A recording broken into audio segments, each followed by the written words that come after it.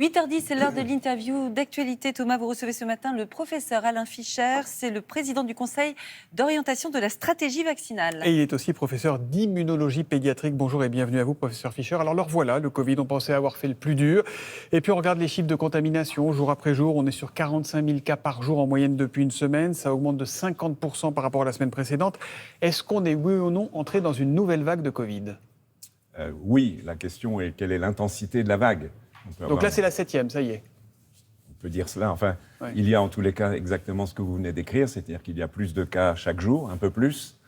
Pour l'instant, ça ne se traduit pas significativement par une augmentation du nombre d'hospitalisations et a fortiori de décès, mais on sait qu'il y a toujours un décalage. Donc quand il y a vague, encore une fois, l'intensité à venir, nous ne la connaissons pas. Il y a un certain degré de signal d'alerte parce que, immanquablement, quelques-unes des personnes contaminées iront à l'hôpital et on va en discuter dans un instant de qui il s'agit et comment les protéger. Ça veut dire qu'on ne sait pas dire si cette vague, elle sera pire, plus indulgente, plus difficile, moins difficile que les précédentes. C'est trop tôt pour le dire. Pour l'instant, on en est un peu tôt pour le dire. Alors, on essaye de se fier sur ce qui s'est passé dans les pays voisins, spécifiquement au Portugal, qui était le premier pays d'Europe occidentale frappé par le nouveau variant qui s'appelle BA5. C'est BA5 maintenant. Qui est aujourd'hui prédominant en France aussi, donc qui est un peu plus contagieux, qui résiste un tout petit peu plus. Il est un peu sévère au niveau symptômes aussi, non ? Il n'est pas plus sévère que les autres Omicron, BA1, BA2, etc. Ça se situe au même niveau, donc il faut raison garder, bien évidemment, mais il y a plus de cas, donc il faut s'en occuper. Est-ce qu'on sait déjà quand sera le pic épidémique de cette nouvelle vague ? Là, vous me posez une question à laquelle je ne sais pas répondre.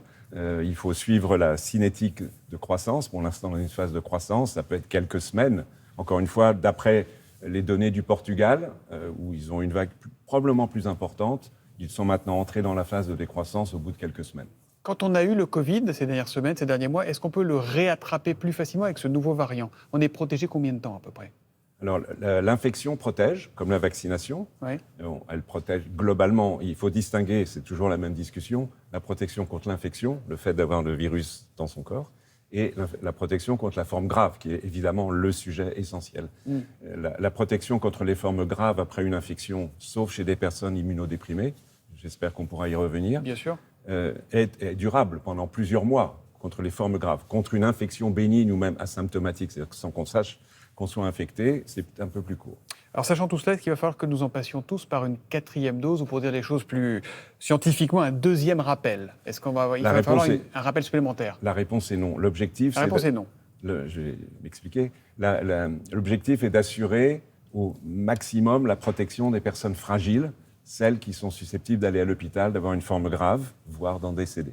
Si on regarde les statistiques, il y a aujourd'hui des gens hospitalisés pour Covid. Plus de 500 personnes entrent à l'hôpital avec un Covid, 60% pour un Covid, à cause du Covid, chaque jour. Et la grande majorité, plus de 80%, sont des personnes âgées de plus de 60 ans ou des personnes malades, très malades, et des personnes immunodéprimées. Donc ce sont ces personnes-là qu'il faut protéger. Donc vous dites à partir de 60 ans, même si on est en bonne santé, il faut faire une dose de rappel supplémentaire ? Voilà, c'est ce que j'allais expliquer. C'est que notre niveau d'immunité, malheureusement c'est mon cas, après quelques mois, lorsqu'on a plus de 60 ans, est moins durable. On a une mémoire immunitaire, comme on dit, qui est moins persistante. Donc, ce qui est recommandé, ce qui était déjà recommandé depuis plusieurs semaines, plusieurs mois, aujourd'hui prend plus d'actualité devant cette poussée d'infection, qui est que les personnes âgées de plus de 60 ans, d'autant plus si elles sont plus âgées, mais c'est vrai dès 60 ans, les plus de 80, et les malades, les gravement malades, reçoivent une dose de rappel maintenant. Ce rappel, il ne présente aucun danger. Oui, parce que certains disent c'est bien, on a fait nos doses, ils ne sont pas du tout vaccinosceptiques, mais ils disent ça commence à bien faire, quoi. Absolument, on comprend cette réaction. Donc je pense qu'il faut expliquer et essayer de rassurer à partir du moment où cela est scientifiquement fondé. Ce vaccin est sûr, premièrement, et deuxièmement, on sait que ce deuxième rappel permet de rattraper le niveau de protection obtenu après le premier rappel en termes de protection contre l'infection, mais surtout, c'est ça qui compte, contre les formes graves. Et donc, pour plusieurs mois, jusqu'à l'automne, ces personnes sont protégées, disons, à hauteur de 90% de diminution du risque. Donc, plus de 60 ans ou santé fragile, il faut une dose supplémentaire maintenant. C'est le message que vous faites passer. Et ce rappel est efficace dans les jours qui suivent. Et pour les autres, il n'y a pas besoin ? Non. Pas besoin. Ni parce maintenant, que le risque ni à la rentrée Alors, à la rentrée, on verra. Ouais. À chaque temps, sa discussion en fonction de comment est l'épidémie. Si l'épidémie est, je l'espère, raisonnablement contrôlée, mais qui peut prédire ? Eh bien, on peut penser qu'on sera dans une logique qui est celle qui prévaut pour la grippe, c'est-à-dire qu'il y a nécessité d'un rappel de protection des personnes fragiles, donc les mêmes, quand le vaccin de la grippe arrivera en octobre, donc en même temps Covid et grippe. Pour l'instant, pas pour les personnes plus jeunes et en bonne santé. Est-ce qu'il y a des vaccins plus efficaces que d'autres face à ce variant BA5 pour cette dose de rappel? Alors, aujourd'hui, nous disposons toujours des mêmes vaccins, c'est-à-dire ceux Pfizer, Moderna. Voilà, qui ciblent tous ce qu'on appelle la spike, c'est-à-dire la substance du virus qui permet au virus de pénétrer dans les cellules. Donc c'est soit l'ARN, soit protéines. Mais le niveau d'efficacité est donc le même, toute chose étant mise à part pour le variant, qu'antérieurement, et il est bon. C'est un très bon niveau. À l'automne, il y aura de nouveaux vaccins qui vont être disponibles. Il faut savoir quand exactement, qui sont fondés sur des combinaisons probablement de spikes différentes pour élargir le spectre de capacité de protection. On verra à l'automne comment les appliquer. Vous n'êtes pas formidablement rassurant quand même. Non, j'essaye de dire les choses comme elles sont. Mais je suis. On vous en remercie, mais. J'essaye de dire les choses, c'est-à-dire, d'une part, il y a une poussée de la maladie, il faut protéger les personnes âgées, les personnes fragiles. Par exemple aussi qu'elles songent à remettre le masque, qu'elles fassent attention en situation de milieu clos où il y a beaucoup de monde. Et je pense que ça aussi, ça fait partie des précautions. Je pense aussi à une chose, j'ai toujours une pensée et une réflexion sur les personnes profondément immunodéprimées qui ne répondent pas bien à la vaccination, auxquelles il faut apporter les autres moyens de protection avec des anticorps, etc. Et que les personnes autour d'elles se protègent pour les protéger. Tout compte. Vous évoquiez le masque, il va y avoir les départs en vacances, beaucoup de croisements de population, beaucoup de monde dans les trains, dans les avions, sur les routes. Est-ce qu'il faut remettre le masque dans les transports? Est-ce que vous le souhaitez? Je pense que ça se discute sérieusement.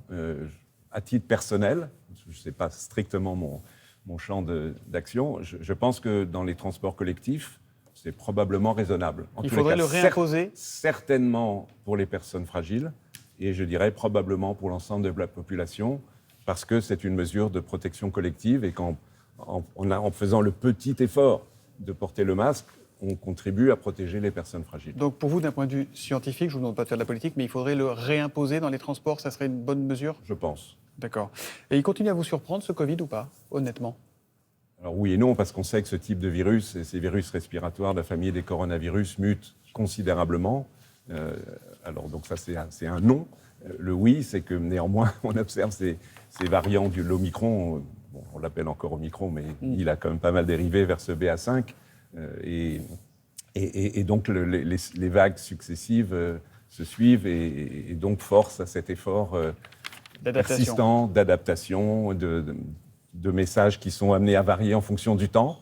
On aimerait bien être dans une période de calme et pouvoir profiler ce qu'il faudra faire dans quelques mois, mais il faut s'adapter. Mais on n'en est pas là. Et aujourd'hui, la réponse, c'est pour les personnes fragiles, se protéger, se vacciner. On a bien compris, vaccin, dose supplémentaire, ce que vous recommandez pour les plus de 60 ans et les personnes fragiles. Remettons le masque dans les transports notamment, c'est votre recommandation. Merci, professeur Fischer, d'être venu nous voir ce matin. Merci à vous, messieurs.